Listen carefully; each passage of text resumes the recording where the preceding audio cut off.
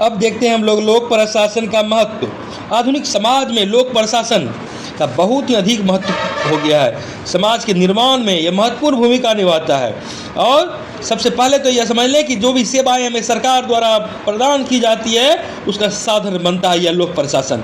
कानून व्यवस्था बनाए रखने की बात हो अथवा लोगों के जीवन सुरक्षा, संपत्ति की सुरक्षा की बात हो, जनता को मूलभूत सुविधा मुहैया कराने की बात हो, उन्हें रोटी, कपड़ा, मकान या सामाजिक सुरक्षा या सामाजिक कल्याण प्रदान करने की बात हो, सबों का माध्यम ये लोक प्रशासन ही बनता है। जन्म से लेकर मृत्यु तक के अनंत कार्य में लोक प्रशासन ही व्यक्ति को सेवा प्रदान करती है। जन्म और मृत्यु नहीं के बीच ही नहीं, जन्म से पहले और मृत्यु के बाद भी जब बात होती है तो वहाँ भी राज्य आता है और यहाँ पर लोक प्रशासन फिर मौजूद रहता है। आपको मृत्यु के बाद भी मृत्यु प्रमाण पत्र बनवाने की आवश्यकता होगी तो लोक प्रशासक ही यहाँ पर फिर काम आते हैं। सरकार के किसी भी सेवा का आनंद लेना संभव नहीं था यदि लोक प्रशासन नहीं होता। और लोक प्रशासन ही वास्तव में सरकार का कोई भी कानून हो, कोई भी नीति हो, उसको लागू करती है, उसको बनाने में भूमिका निभाती है, उसको लागू करने के लिए जिम्मेवार होती है, निभाती है। और सरकार के सिद्धांत को, सरकार के नीति को, सरकार के नियम को, सरकार के निर्णय को हकीकत के धरातल पर ही बदलती है, उतारती है, लोगों के हित में कार्य करती है।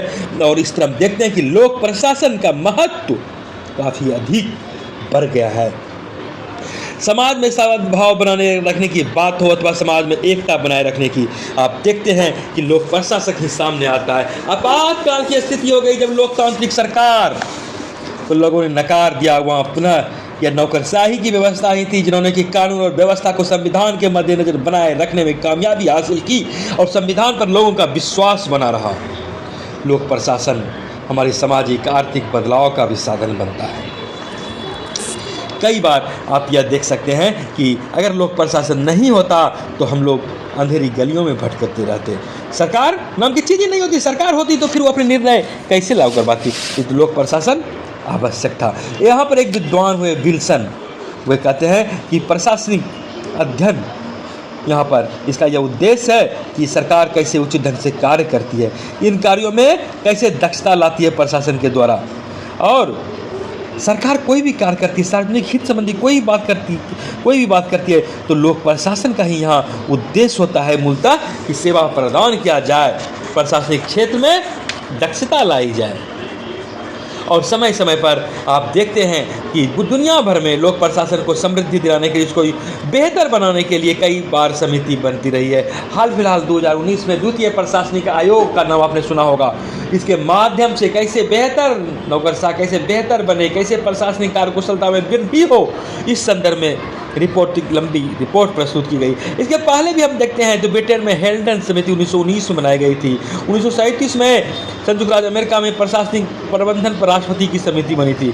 भारत में एडी गोरावाला समिति और पॉल एच एपलबी की रिपोर्ट, अमेरिका के थे पॉल एच एपलबी, और भारत उसे बुलाया था उसे अनुभव लेने के लिए।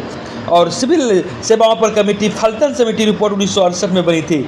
और प्रशासनिक सुधार आयोग 1967 में, 72 में, इस तरह कई एक बार रिपोर्ट। इस तरह प्रशासन को महत्व कैसे मिले, इसका महत्व और कैसे वृद्धि हो, कैसे ये अपनी प्रासंगिकता साबित करे जनहित में, जन कल्याण में, जनता के बीच, तो इस संदर्भ में कार्य होते रहा है। द्वितीय विश्व के बाद भी जिस तरह गरीबी, बेरोजगारी, सामाजिक आर्थिक पिछड़ेपन से तीसरी दुनिया के मुल्कों को सामना करना पड़ा, उस पिछड़ेपन से निपटना था, यहाँ पर लोक प्रशासन एक साधन के रूप में उभरा। और लोक प्रशासन ही उन तमाम विकास कार्यक्रमों को चलाया, चाहे वह ग्रामीण विकास संबंधी बात हो, आर्थिक पुनर्निर्माण की बात हो, अथवा हरित क्रांति, औद्योगिक क्रांति के विकास संदर्भ आदि संदर्भ में हम इसको देख सकते हैं। विविधता, भारत जैसे देशों में जहाँ की विविधता वाला देश है, जाति के आधार पर, वर्ग के आधार पर, रंग के आधार पर, धर्म के आधार पर, यहाँ पर तमाम मतभेद को भुलाना और सबों को एक साथ लेकर चलना प्रशासनिक सफलता का ही उदाहरण आप समझ सकते हैं, मान सकते हैं। और जिस समानता, भाईचारा, भ्रातृत्व, सामाजिक समानता, सामाजिक न्याय को लागू किया गया है, यह दुनिया के सबसे सफल लोकतंत्र का निर्वहन हमारी प्रशासनिक मशीनरी द्वारा ही की जाती है। लोक प्रशासन ही वह जरिया है जिसके द्वारा हम स्वतंत्र, शांतिपूर्वक, निष्पक्ष चुनाव कराने में सफल होते रहे। और प्रशासन लोगों को नियम का, कानून का पालन करवाने के लिए बाध्य करती रही है, जागरूक करती रही है, विवश करती रही है, चेतना जगाती रही है, हर तरह की बात की है। हालांकि हम यह भी कह सकते हैं कि आधुनिक परिप्रेक्ष्य में जबकि उदारीकरण का दौर है, निजीकरण का दौर है, ऐसे में राज्य के कार्य में एक तरफ कहीं न कहीं सैद्धांतिक तौर पर कमी आई है, लेकिन दूसरी ओर यह भी है कि निजी क्षेत्र को प्रोत्साहित करने की बात क्यों ना हो, या वहाँ भी किसी डिजिटल संप्रभुता की बात हो, तो यहाँ पर कहीं न कहीं नियंत्रण तो राज्य के पास ही है, प्रशासनिक मशीनरी के पास ही है, लोक प्रशासन के पास ही उसका नियंत्रण है। और राज्य का नियंत्रण दिनों दिन कम नहीं हुआ है, बल्कि व्यापक हुआ है, सार्वजनिक हित की रक्षा में हुआ है, सार्वजनिक जन संवर्धन के लिए हुआ है।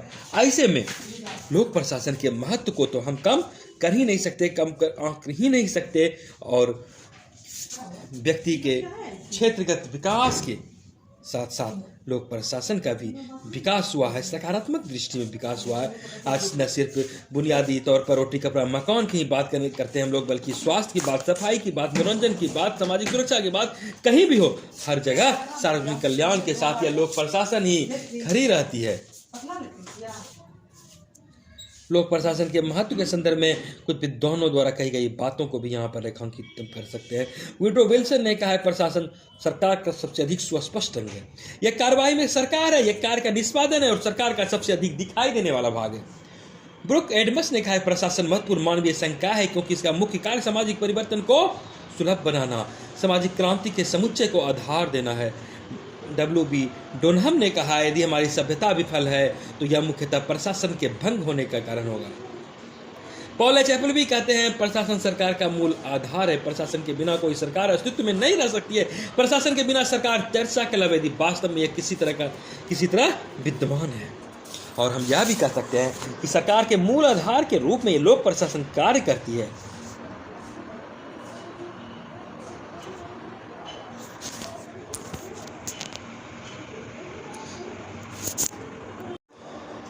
बात विधायिका की हो, बात न्यायपालिका की हो, बात कार्यपालिका की हो, लोक प्रशासन के बिना यह अस्तित्व में ही नहीं रह सकती है।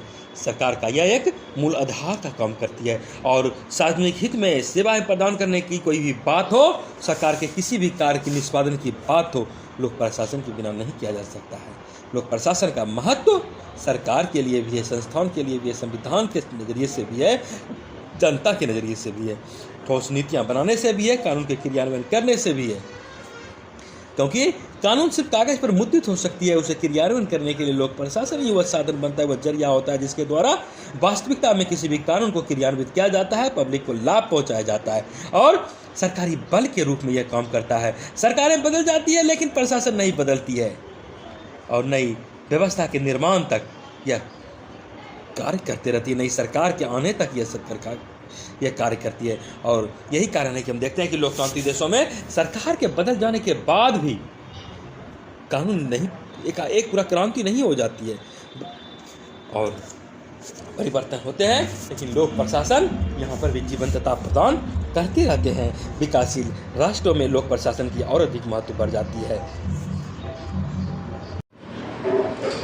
लोक प्रशासन के महत्व को कई एक रूपों में हम देख सकते हैं। हमने देखा कि ये लोक प्रशासन सार्वजनिक नीतियों को तैयार करता है, उसे लागू करता है, कानून व्यवस्था बनाए रखता है, सामाजिक परिवर्तन की बात करें, आर्थिक विकास करें, सबों में यह एक साधन के रूप में इस्तेमाल होता है। विभिन्न तरह की वस्तुओं के संदर्भ में एक तरह से कहें तो सेवा प्रदान करता है, राष्ट्रीय एकता को बढ़ावा देने में इसकी भूमिका है। और आज उदारीकरण और निजीकरण के युग में लोक प्रशासन की भूमिका काफ़ी अधिक व्यापक हो जाती है।